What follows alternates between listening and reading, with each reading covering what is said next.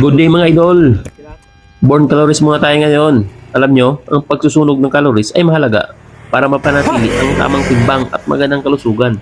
Sa pamamagitan ng regular na pag-ehersisyo at aktibong pamumuhay, mas natutulungan nating masunog ang sobrang calories na maaaring maging sanhi ng pagdagdag ng timbang. Hindi lang ito tungkol sa pagpapayat, kundi tungkol din ito sa pagpapalakas ng katawan, pagpapabuti ng metabolismo at pag-iwas sa iba't ibang sakit. Tandaan, bawat galaw ay mahalaga, kahit simpleng paglalakad, pag-aakyat ng hagdan o paglinis ng bahay ay nakakatulong sa pagsusunog ng calories at sa mas malusog na pangangatawan. Ang ehersisyo ay mahalaga sa ating pang-araw-araw na buhay. Hindi lang ito pinapalakas ang ating katawan, kundi pinapabuti rin ito ang ating kalusugan at isipan.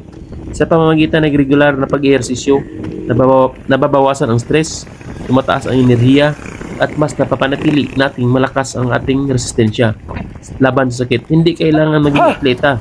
Sapat na ang simpleng paglalakad, pagja-jogging, pag-ehersisyo sa bahay. Tandaan, ang paglalaan ng oras para sa ehersisyo ay paglalaan din ng oras para sa ating sarili at kinabukasan. Sarap mag-jogging pag ganito ang view. Tingnan nyo mga idol, oh. At saka pagtapos ng jogging ay after burning calories, fat calories, bad soy.